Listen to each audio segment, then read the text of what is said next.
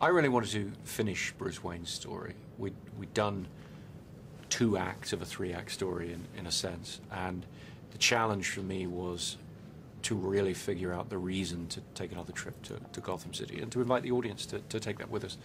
Once we'd really figured out where our story went, where it wound up, what Bruce's conclusion is in a sense, then it became something I had to do and really wanted to show to the world. And that's what we've done, and that's where we are.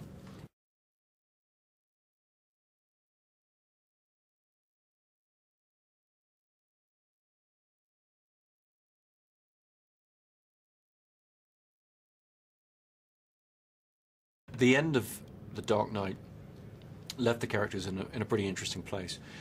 I felt very strongly we're trying to make one unified story here, so it's not another episode and not another Batman episode, if you like.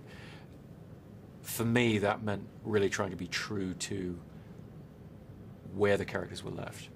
And Bruce Wayne, as Batman, has made a rather large sacrifice at the end of The Dark Knight. For that to mean something, he really has to have succeeded, in a sense, in his mission.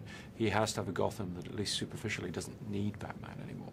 And that leaves him frozen, in a sense. And the 8-year period is about showing that he's retired, in a sense. He's hung up his cape and his cowl, but he hasn't been able to move on. He's stuck.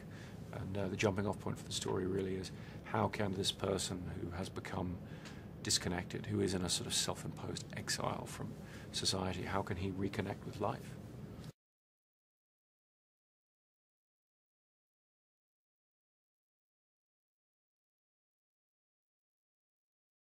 We'd had a great experience shooting in IMAX on The Dark Knight, and we wanted to expand that on The Dark Knight Rises and shoot more of the film that way, and we have. We've shot almost half of the film using those cameras. Seeing that projected on an IMAX film screen is a very unique experience, and I hope people will seek it out where it's available, because it really gives you that extra image quality, that extraordinary clarity and immersive quality that really throws you into the world of the film. That, for me, is just a great thrill in terms of how you experience a large-scale action film.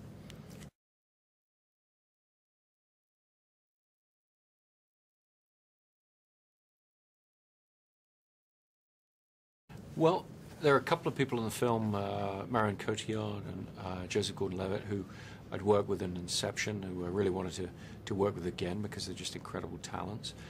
Tom Hardy also I'd worked with in Inception, and he felt to me the obvious choice for somebody who would take on the challenge of portraying this monstrous character who expresses all kinds of evil and malevolent intent, really just through his eyes, because his face is mostly obscured with a mask, his eyes and his voice. And Tom was very much up for the challenge of presenting a face of evil in that way.